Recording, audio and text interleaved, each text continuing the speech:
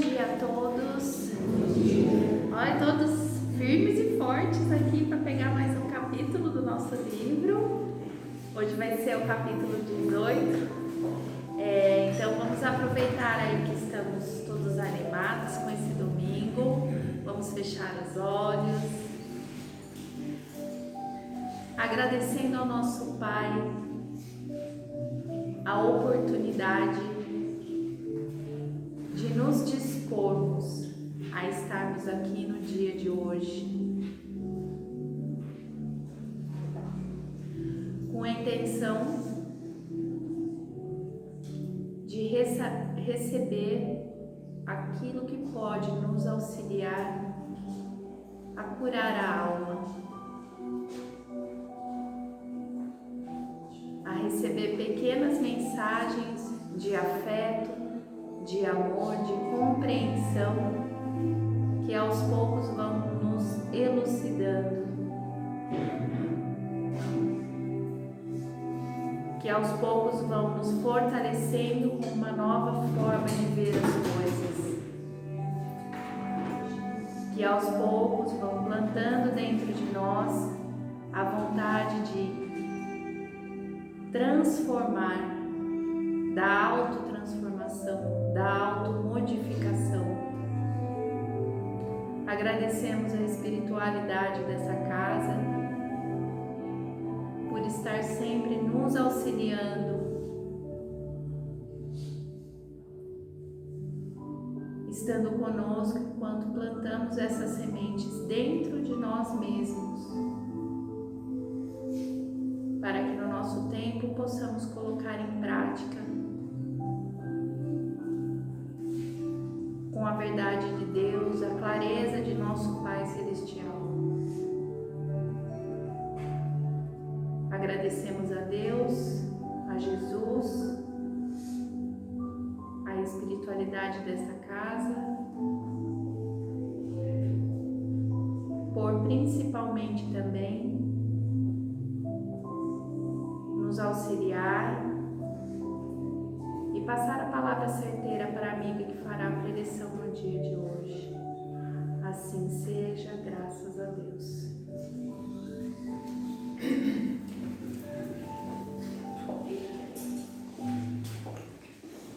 Gente, bom dia.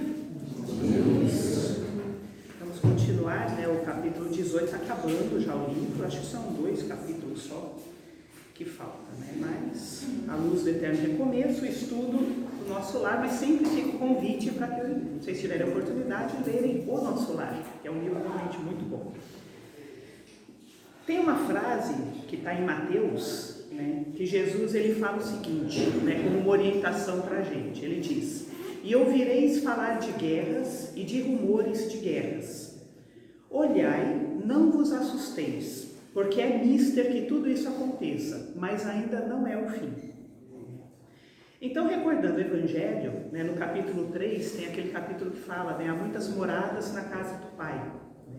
A gente aprende que o universo é a casa do Pai e que o planeta Terra é a nossa atual morada.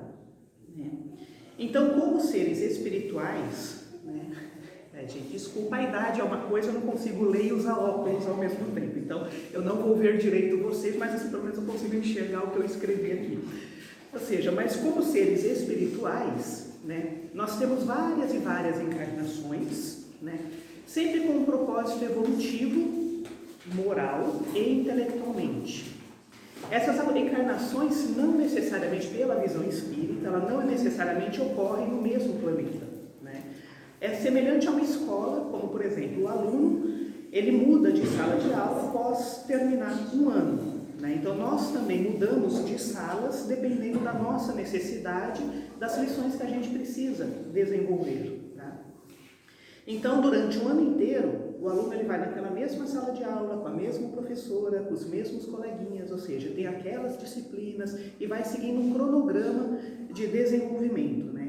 E quando ele adquire o conhecimento necessário, que essa série pode oferecer, aí ele muda de série, ou seja, ele vai ter outros conteúdos, outras coisas.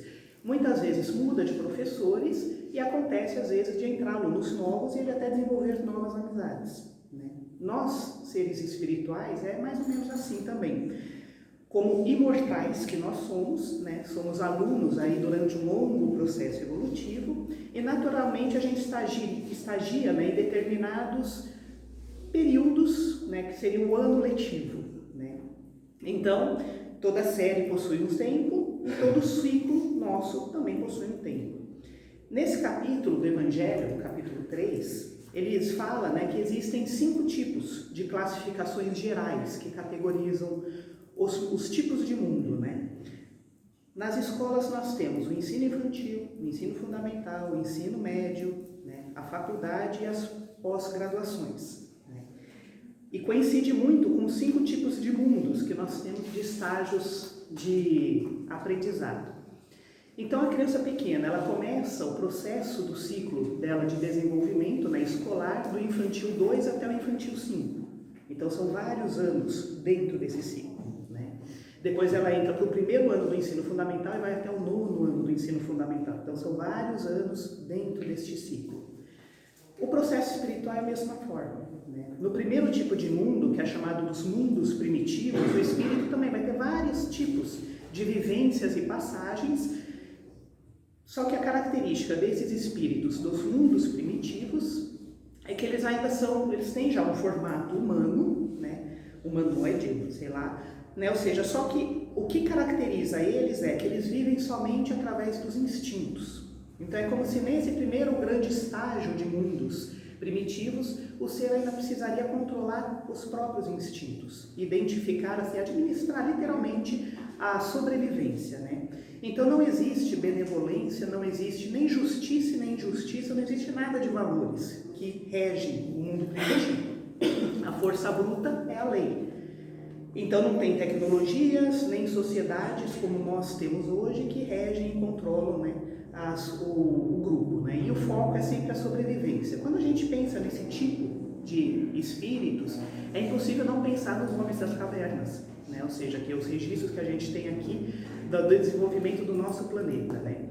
Então a gente pode considerar que o nosso planeta Terra, em tempos passados, ele já abrigou esse tipo de espírito, naquele tipo de estágio de desenvolvimento.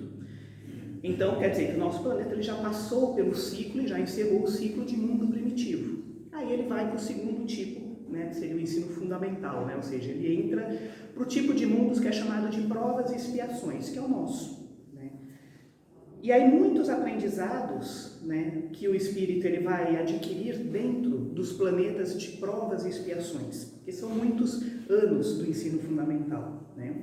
Só que tem uma característica: todo esse mundo de prova e expiação, o que realmente predomina, o que realmente impera nesse tipo de mundo, é que o mal ainda predomina o bem. Tá? E aqui é um adendo muito importante: o mal predomina o bem apenas nos tipos de mundo de provas e expiações, nos outros tipos, não. Tá? Então, fora esse patamar, o bem predomina, o mal tranquilamente, porque são mundos mais elevados. Então, nesse tipo de mundo, os espíritos eles já têm um certo tipo de progresso, né? Só que eles ainda carregam os vícios das imperfeições morais, né, que eles carregam. E é nessa coexistência, vida após vida, coexistindo em grupos, né, que a gente começa a transformar, né, de uma maneira muito lenta essas viciações morais. Então a gente começa meio que a deixar mais ajustado com as leis, né, com os princípios morais que a gente aprende, né, de bondade, justiça, por aí afora, que me deu um branco agora, mas assim, a gente vai se ajustando a esses grandes princípios, né? Então, se a gente for pensar, observando a nossa vida hoje, tá? Então, assim, dificilmente a gente vai reagir, né, porque a gente já não vê, não sente, não interpreta os contextos que chegam hoje na nossa vida como a gente interpretava há 5 anos atrás ou há 15 anos atrás. Então, em um ano apenas de vida, né, quer dizer, em uma vida apenas, a gente percebe como a gente muda lentamente a cada década, vamos dizer assim. O jeito que antes o que me incomodava, hoje talvez não me incomode mais. E daqui 10 anos, provavelmente também não vai me incomodar. Então é esse processo lento que a gente vai percebendo no decorrer das encarnações. Dentro do patamar de mundos de provas e expiações, né, o tempo que a gente leva dentro desse cada ciclo, aí é muito pessoal, muito particular. Existem os alunos rebeldes, existem os alunos repetentes, né? Existem aqueles que tentam abandonar a escola, tentam fugir a todo custo, né? Mas quando precisa voltar para a escola, vai voltar exatamente no ano que ele fugiu. E existe aqueles que são os alunos bonzinhos, dedicados, né? Ou seja, que levam tudo a sério. Então, quem nós somos entre os alunos, aí é uma questão muito pessoal. Depois de um longo período, então, e é um longo período mesmo, né, dentro dos mundos de provas e expiações, aí a gente vai para os mundos de regeneração, que também tem lá uma quantidade relativa de experiências dentro dos mundos das regenerações. Depois os mundos felizes e, por fim, os mundos celestes, né? Então essa seria a escala evolutiva. E por que eu estou falando isso tudo? Porque o capítulo 18, ele se chama A Segunda Guerra Vista do Além. Então assim, e tudo faz muito sentido, né? A primeira coisa que a gente tem que considerar, que a colônia espiritual nosso lar, isso é uma coisa muito importante. Tá? Ela é uma dentre várias colônias que existem dentro do orbe do planeta. Só que assim, que tipo de espírito que habita as colônias? Né? É espírito tipo a gente, não tem nada de diferente, exceto aqueles que governam o nosso lar, que são espíritos bem mais evoluídos, né? Como uma escola mesmo, também tem o diretor, tem professores, tem assistente administrativo, ou seja, são adultos, apesar de ser um bando de criança que está na escola. Dentro do nosso lar é a mesma coisa. Mas são os moradores, os residentes de nosso lar, eles são iguaizinhos a gente, não tem diferença nenhuma, tá? Então, os pessoal que mora lá, que é abrigado lá, eles tiveram e terão experiências encarnatórias aqui igual a gente. Bom, do que se trata esse capítulo? Né? Fazendo uma breve recapitulação. Tinha passado apenas quando André Luiz ele começa a narrar o nosso lar, né, como funcionava tudo, tinha passado apenas 21 anos do final da Primeira Guerra Mundial. Só 21 anos, olha que coisa bizarra, né? E aí no mês de agosto, né, porque a Segunda Guerra ela eclodiu no dia 1º de setembro de 1939. Então, um mês antes de eclodir a guerra, André Luiz estava na casa da Dona Laura, né, que ele tinha mudado para lá há pouco tempo, e lá já tinha rádio e televisão. Embora no Brasil a primeira TV tenha sido da década de 50, mas em 39 na casa da Dona Laura já tinha uma televisão. E aí então existe dá a entender que é tipo um jornal, né, que estava sendo divulgado e estavam noticiando que existiria, em breve, haveria uma explosão de uma guerra. Então, assim, o jornalista, vamos dizer assim, que estava passando a matéria, né, ele fala que forças tenebrosas do umbral penetram todas as direções, né, respondendo aos apelos mesquinhos do homem. Né. Sem órgãos de ponderação e conselhos desapaixonados, os países caminham para uma guerra de grandes proporções. Rios de sangue e lágrima ameaçam os campos da comunidade europeia. E crise orgânica é inevitável. Nutriram-se várias nações de orgulho criminoso, vaidade e egoísmo feroz. E vai narrando todo o que estava acontecendo. Então o que acontece? Vamos imaginar a cena, né? Ou seja, André Luiz está lá com a Dona Laura, conversando, arrumando as coisas dele, e de repente a televisão começa a passar uma notícia dessas. Se a gente estivesse na nossa casa e ouvisse uma notícia dessa, como a gente ia se sentir? Em pânico, né? Exato, foi exatamente isso que aconteceu. Ou seja, André Luiz olhou aquilo e ficou apavorado. Ele falou, né, uma guerra, ou seja, como assim a Europa vai entrar? Faz 21 anos que acabou a Primeira Guerra, vai começar tudo de novo. Né? Então, tudo que a gente percebe nesse livro, que ao começar todos os moradores, as pessoas do nosso lar, num primeiro momento, eles começaram a se preocupar. Né? O que vai acontecer? Né? Ou seja, qual vai ser a dimensão dessa catástrofe toda? E claro que eles tiveram os pensamentos. E os nossos familiares que estão lá? O que vai acontecer com eles? Né? Ou seja, como se eles não fossem espíritos e não soubessem o que ia acontecer com eles. Ou seja, mas aí a gente vê a porção humana que nós temos diante de uma catástrofe, como a gente fica assim, bem fragilizado, né? Bem vulnerável diante dessas situações. Né? Então eram preocupações comuns de pessoas comuns iguais a gente. Né? A única diferença que eu vejo, né, desse livro do André Luiz, né, Nosso Lar, são duas. A primeira é que todos os moradores, né, quando eles entraram, daí o que acontece, né? Existe uma convocação para uma reunião geral, então assim, as pessoas começaram a sair das suas casas e foram para um determinado local, onde o governador de Nosso Lar iria conversar com eles. E no meio do caminho, André Luiz vai falando, né, narrando o que ele estava ouvindo das pessoas conforme se dirigiam ao local da reunião. Né? E as falas eram essas. Tinha até uma senhora que estava muito... André Luiz falou que ouviu a senhora falando, né, que estava muito preocupada porque ela falou assim, mas e se meu marido desencarnar? Né? Aí ele vai querer vir aqui, vai querer me tomar como esposa de novo, eu não quero. Né? Ou seja, as preocupações assim... Era o medo do pessoal, né? Ou seja, aí eu falando, ele era muito violento, eu não quero isso, e eu era olhando e pensando, né? Nossa, que coisa humana, né? Mas enfim, a primeira grande diferença, a presença do governador, né? Ou seja, o Anacleto, que era o governador que foi conversar com o pessoal, não é um espírito comum, é um espírito elevadíssimo. Então só a presença dele já irradiava calma.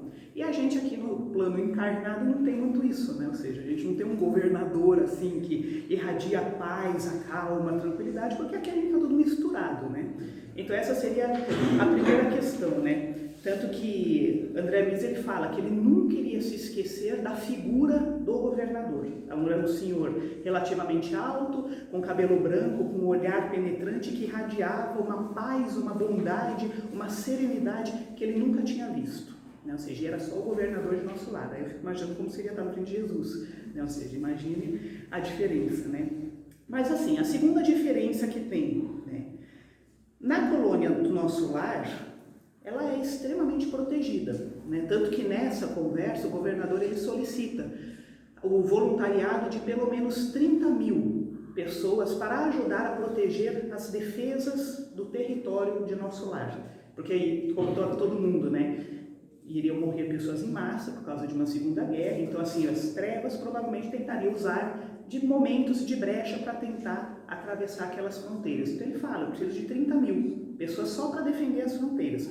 Fora os voluntários para as câmeras de retificação, os voluntários que iriam ajudar as pessoas no resgate, né, do umbral, as pessoas que ajudaram no processo, né, porque tiveram várias caravanas de socorro que vieram para a Europa principalmente. Ou seja, então assim, tinha voluntário para tudo quanto é gente, né? E aí a gente imagina o tamanho de Nosso Lar, né? Mas Nosso Lar é um lugar extremamente protegido.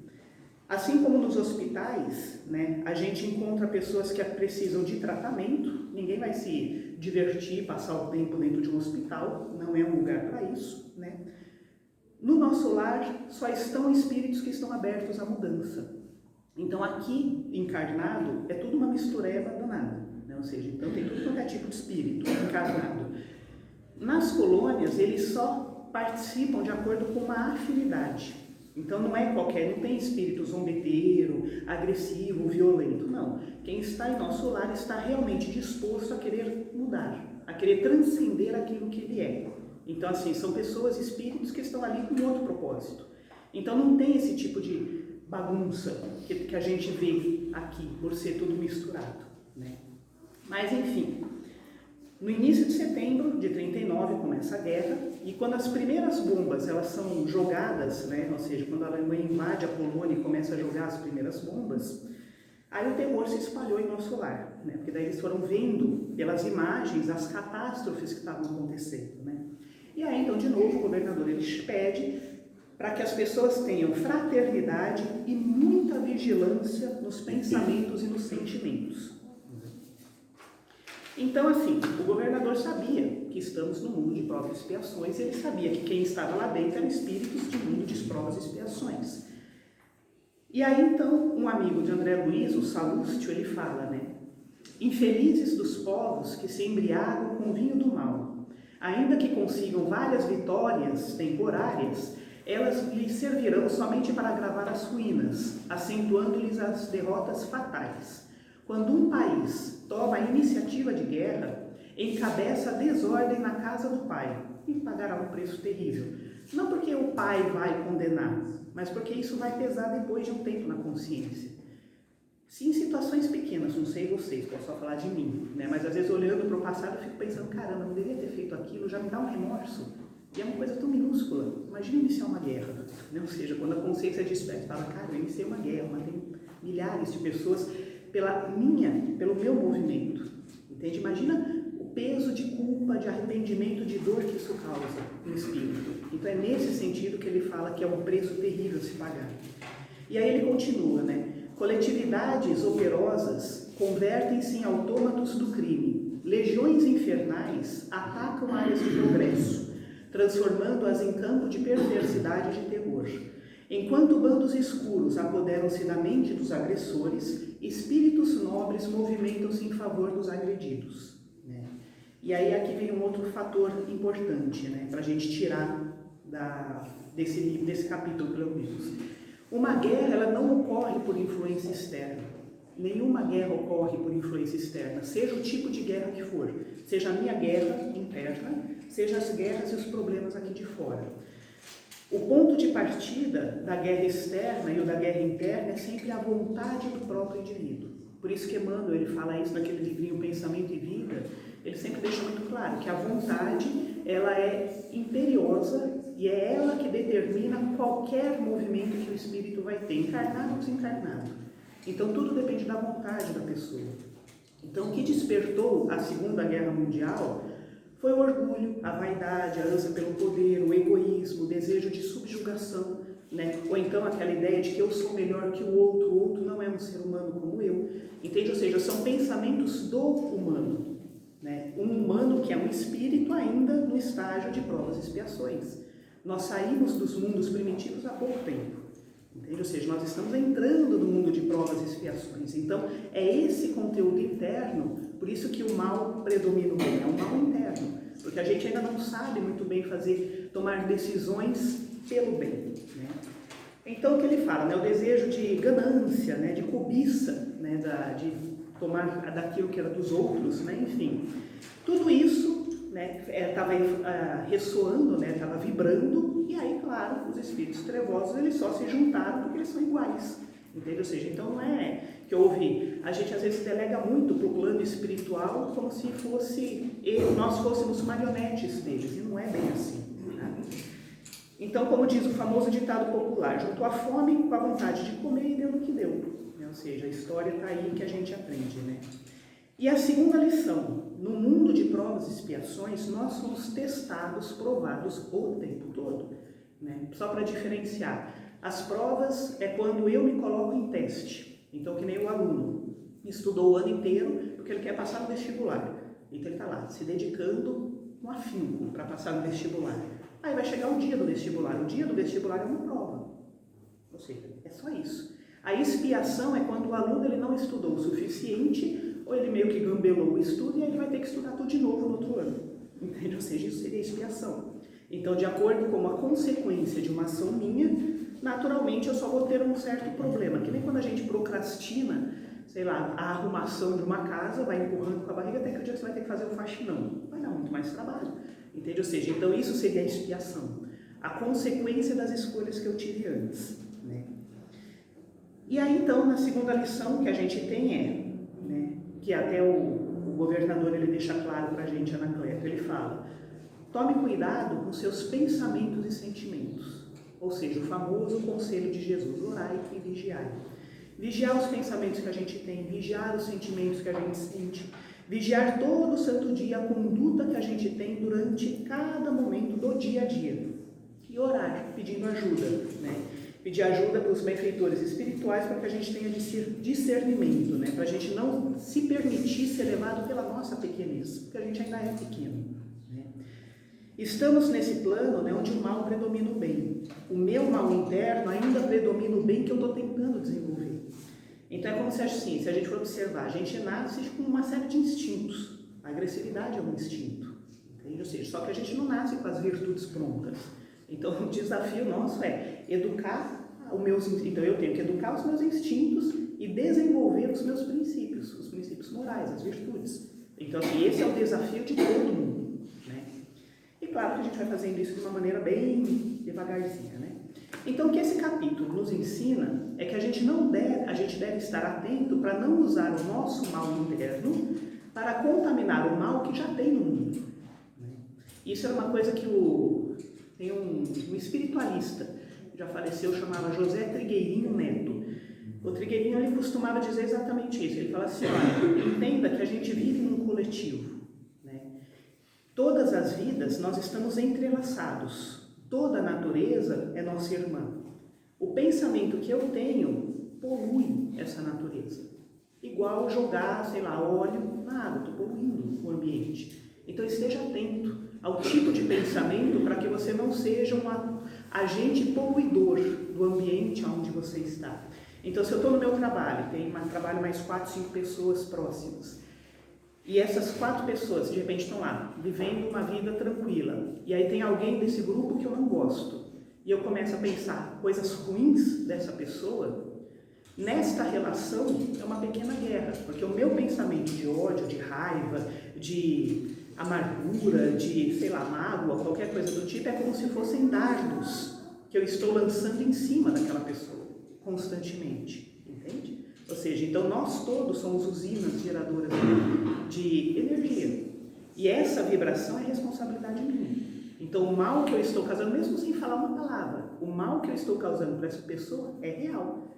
Então o que acontece? Toda essa energia que eu estou jogando em cima da pessoa fica rodeando em torno dela, e dependendo da fragilidade que ela tiver, ela dá uma brecha e essa energia penetra. Eu fui a causadora, às vezes, do mal dela. E a gente não tem a mínima consciência que isso acontece. E a gente vai vivendo, né? Então, assim, do mesmo jeito que se for um pensamento de carinho, nossa, eu gosto tanto dela, tô vendo que ela tá triste, eu começo, né, desejar que ela fique bem, né, que ela saia disso, que ela enxergue de um jeito diferente. Eu também estou mandando energias que também vão ficar em volta e também vão penetrar se ela der espaço.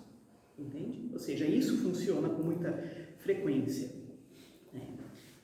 E aí existem, né, de acordo, né, com os ensinamentos que a gente tem nesse capítulo, o que André Luiz recebe de orientação, ele e todos da colônia, né, tanto pelo governador como pelos ministros do nosso lar, é de que o bem está sempre a serviço. Eu achei lindíssima essa fala, né, que ele diz que enquanto os que estão agredindo, né, pela cobiça, pelo poder, o bem está lá para acolher os que foram agredidos, né? Ou seja, e o bem está sempre pronto mesmo, né? Então o que ele fala aqui, né? Que o bem está sempre a serviço para intuir aqueles que estão em dúvida em relação ao mal, né? E que o bem sabe, né, que o mal que existe na gente é transitório, né? É só uma questão de tempo de crescimento mesmo, né? Então, o que acontece? Eles pedem o seguinte, que a gente, esse orar, esse pedir auxílio, é sempre no sentido de me ajude a educar, a não permitir que o meu mal aflore.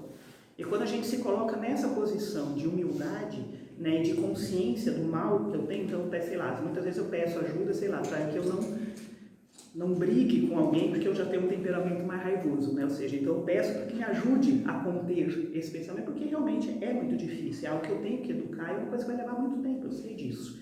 Né? Até porque eu brinco que toda a minha genética não ajuda muito, né? Então tem espanhol, tem italiano, tem argentino, tem nordestino, tem de tudo, ou seja, tudo que é ativo, né? Então eu tenho que aprender a conter esse movimento. Tudo, né? Que tem o anjinho da briga do lado. Todos, né? Um exército de diabinhos assim, são vários, né? Ou seja, então eu peço ajuda. Olha, tem momentos críticos, tipo trânsito, né? Ou seja, cara, me ajude, por favor, me ajude a não xingar a pessoa, né? Ou seja, a não brigar com a pessoa, porque assim, eu sei do meu ponto fraco, né?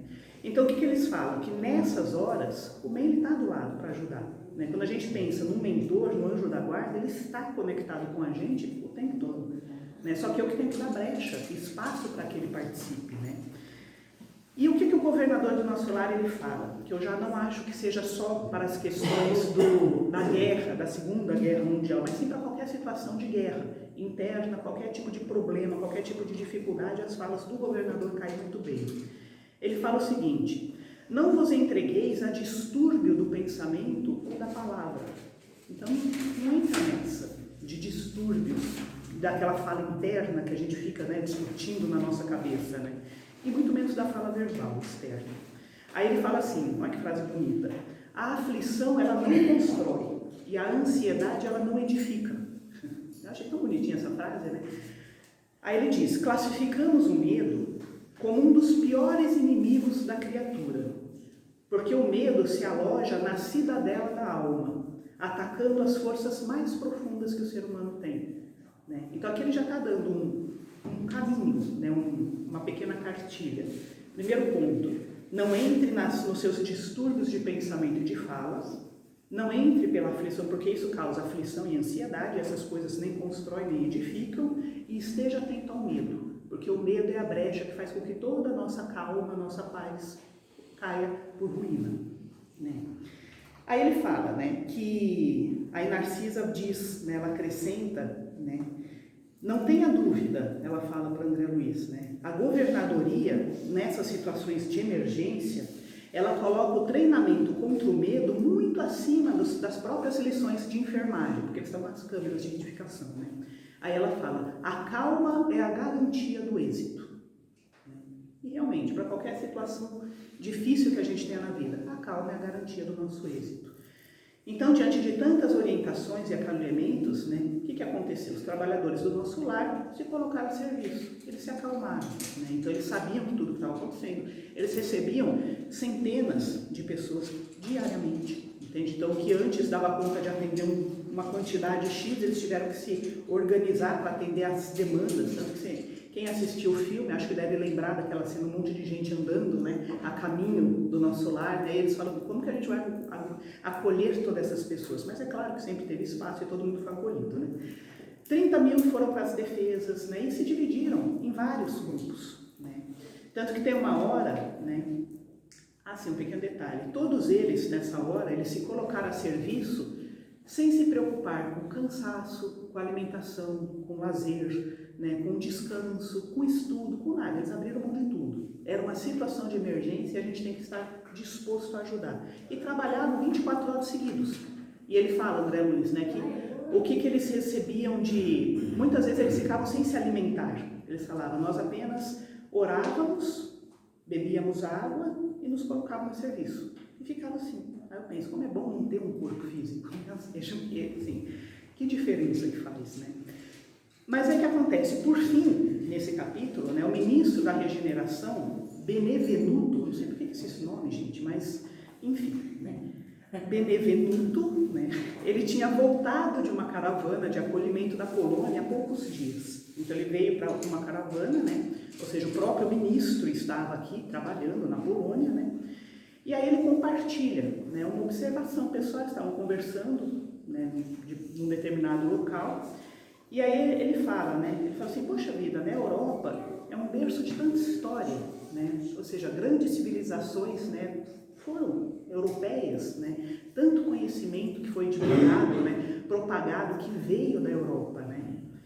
Aí ele fala, mas de que adianta tanto conhecimento se a alma não está conectada com Deus? Ele fala, olha a situação que está. Né? Ou seja, não é o conhecimento, não é o título, não é o quanto de informação que a gente tem. O que realmente importa é o quanto que a gente consegue estar conectado com Deus.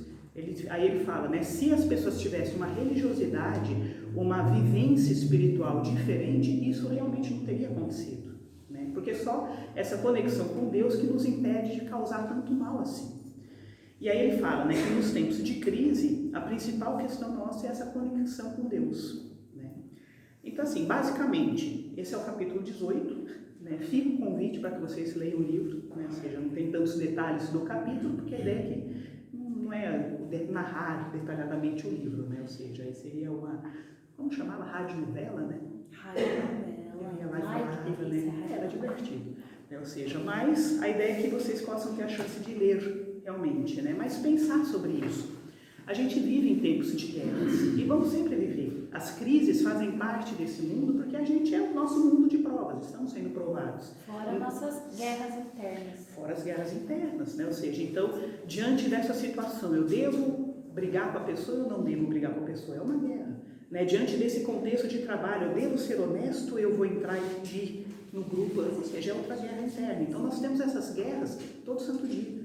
Né? Então, é o que ele fala, o conselho deste capítulo é, realmente, ore e vigie, esteja atento, não viva tão desconectado do que está acontecendo ao teu redor, né? Ou seja, porque daí a gente coloca um propósito na vida e se desenvolve de um jeito diferente, embora o caminho vá ser lento, né? Ou seja, então, eu fico imaginando onde estaremos daqui 10 mil anos, né? Ou daqui 1 milhão de anos, né? Que tipo de espírito seremos nós, né? Ou seja, então, como diria a nossa amiga Denise, né? Ou seja, o tempo para o espírito não é um problema, né? Tem todo o tempo do mundo, já que a gente é imortal, né? Mas é isso, gente. Então, vamos fechando os nossos olhos, sentando confortavelmente, mas não de um jeito que a gente durma. E vamos agradecendo a Deus pela oportunidade de estarmos juntos, agradecendo por tanto apoio, tanta bondade, tanta proteção que nós temos todo santo dia, não só do nosso mentor amigo, como de todos os familiares espirituais que oram, que nos intuem pensamentos, que torcem pela gente, que vibram diante das nossas conquistas, que nos oferecem o colo deles diante das nossas quedas. A gente agradece por toda essa conexão, todas essas relações, esses vínculos de amor que há séculos a gente vem desenvolvendo. E agradecemos, Pai, pela oportunidade de estarmos vivos, por nos ter criado e oferecido essa oportunidade de se desenvolver dentro desse planeta tão bonito. E nós te pedimos, Deus, abençoe a todos esse planeta, de todos os planos, que todos nós possamos sentir no nosso coração a Tua presença, pulsando em forma de esperança, de ânimo, de coragem, de alegria,